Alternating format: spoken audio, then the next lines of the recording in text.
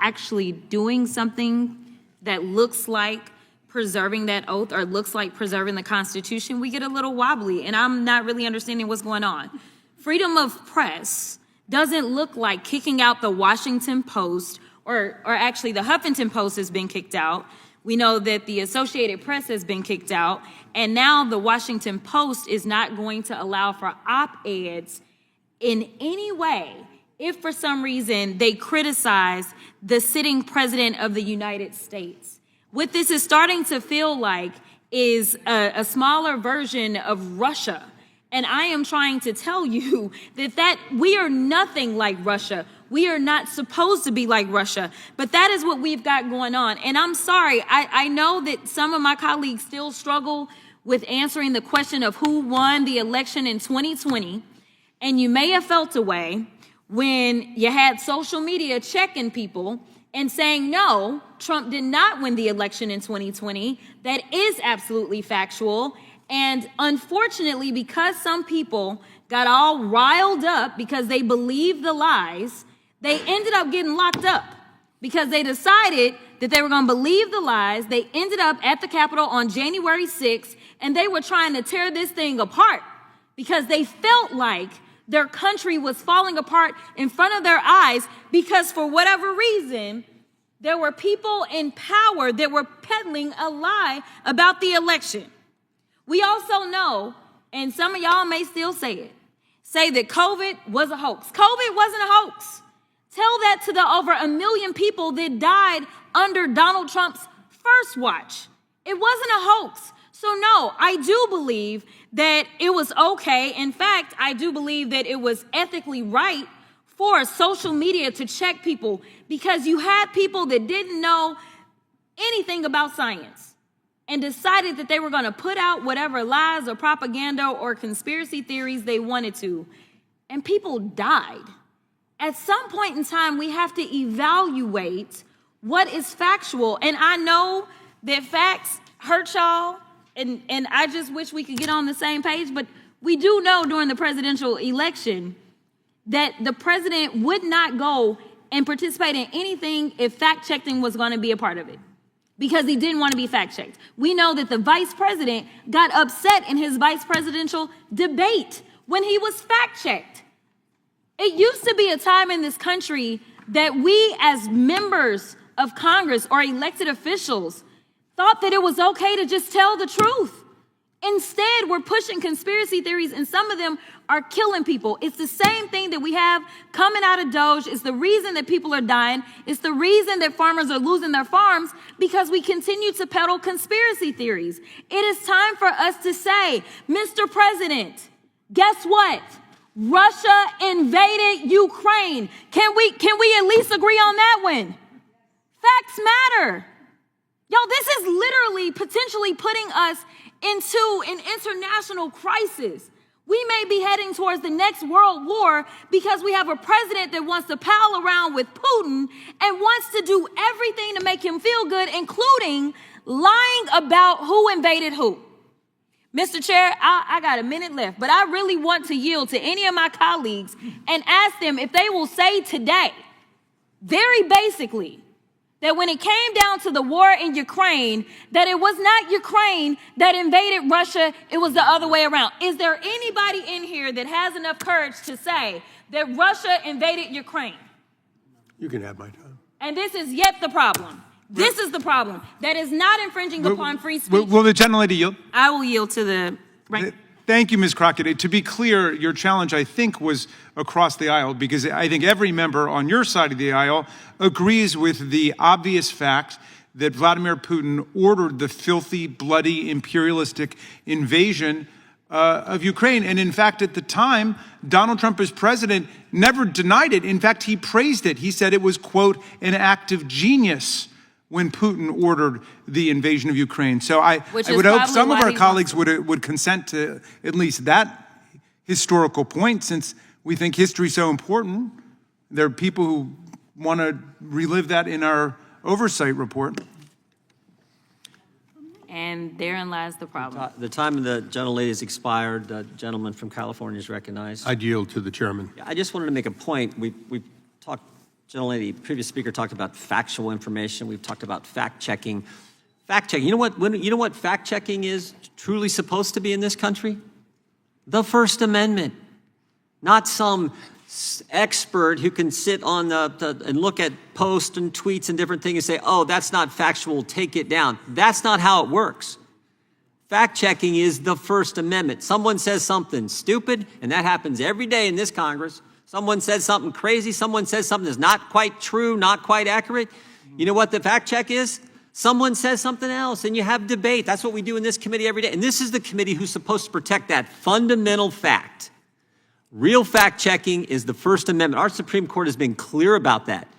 You don't like certain speech, the best speech for wrong speech is more speech. The best speech for false speech is true speech. That's how it works. You have a debate and you trust we, the people, to figure it out, not some expert who's going to fact check every tweet, every post. And we saw this in the Biden administration.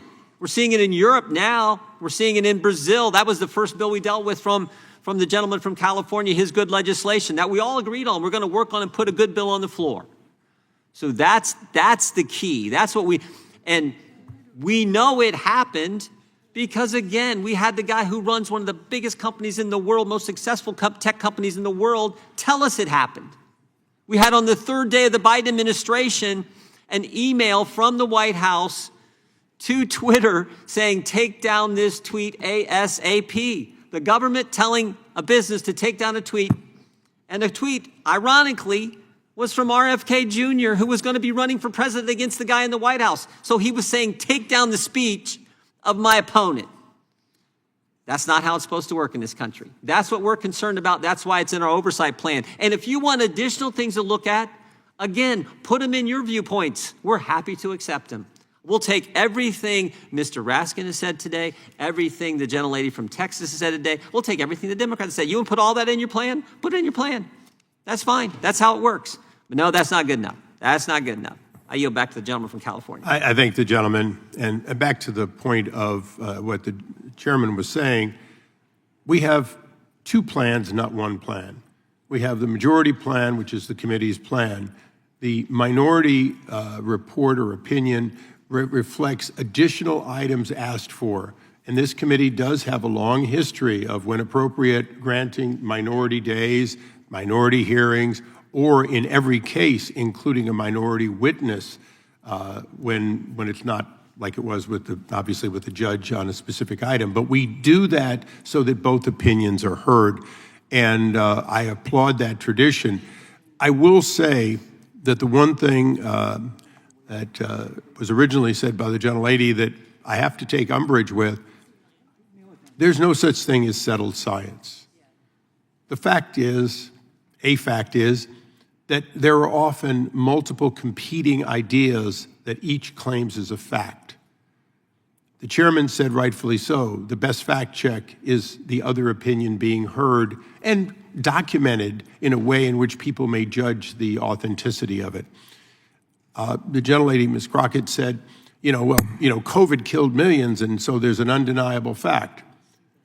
When we were here in the midst of that beginning crisis, and Dr. Fauci hid the fact that it came from a lab in China, hid the fact that he had paid for gain of function, and caused us to believe a lot of other things, some of which turned out to be true, some of which turned out not to be true.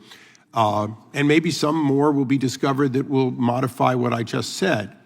But freedom of speech is about never having to accept that the earth is flat or that Asia was discovered by Christopher Columbus.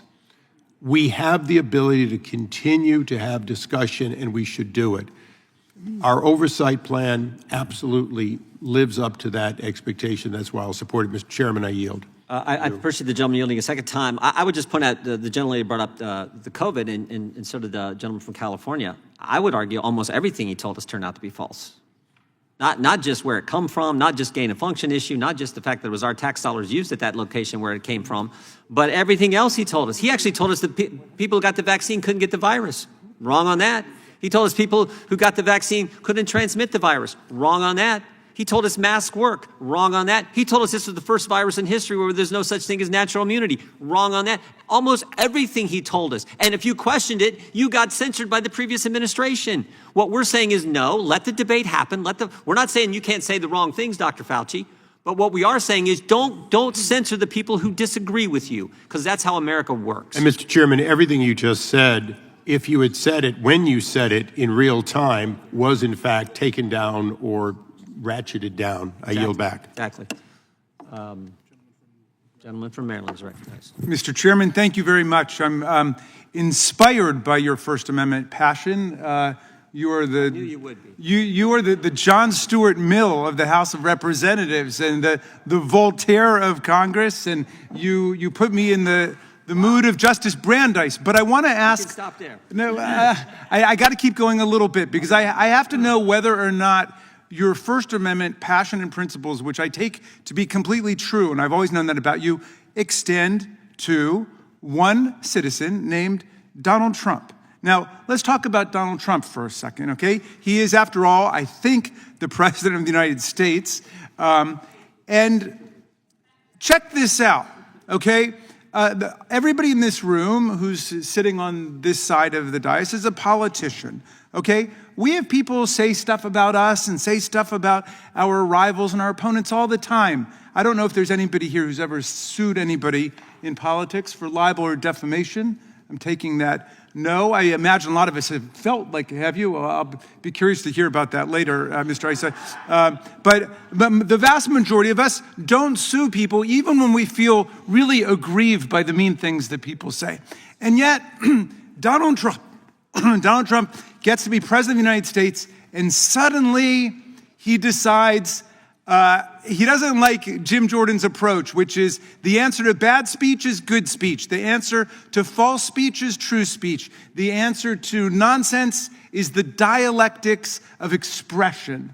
That's the spirit of the First Amendment. Well, check this one out. Donald Trump personally suing CBS for $20 billion. The President of the United States is suing CBS for $20 billion. Why? What did they say about him? Did they lie about him? Did they defame him? No, it has nothing to do with him. It has to do with the way he thinks they unfairly edited a video conversation with Kamala Harris. He said that the way the video looked in the commercial for 60 Minutes was different from the way she appeared. The President of the United States is suing them for $20 billion and ordering the FCC, which is part of the U.S. government and under his unitary executive theory, reporting directly to him like a monarch. He's ordered them to go out and investigate CBS. And meantime, his close friend is trying to take over Paramount. And so he's, of course, completely entangled on the business side. That's not the first time. He did it to ABC with George Stephanopoulos, which settled a suit for him for, I think that one was $15 million. The President of the United States is shaking down the media. Would you guys really be so silent and taciturn about this if it was Joe Biden doing that? Honestly, I'm just waiting for one person to answer me honestly about it. Would you guys be okay if Joe Biden had been the one who had said destroy a grand jury subpoena against the Democratic mayor of New York for corruption? Would you be okay with that? But suddenly, because it's Donald Trump, you don't want to do oversight on it. It's the most amazing thing in the world. And there are young people watching, and this is the U.S. government.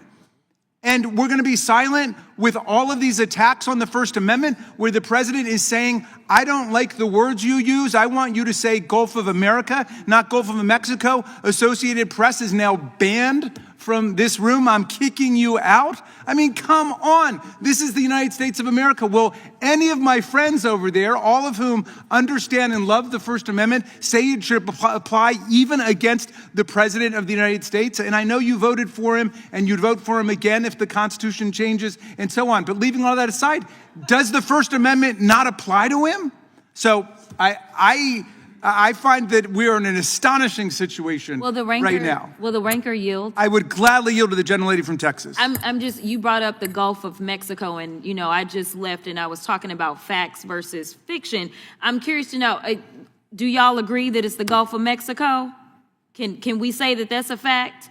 Are any of y'all willing to say that it's the Gulf of Mexico instead of Gulf of America? Well, but reclaiming my time, I would say that these days, that's a matter of opinion. It's a matter of fact from the standpoint of objective sources. But if people want to say it, that's great. I would never kick them out of the room for saying something different. But that's what's happening with Donald Trump. He's kicking people out of the room and punishing them, subordinating their role as press because they're not complying with his orders. That's not the First Amendment. I yield back, Mr. Chairman.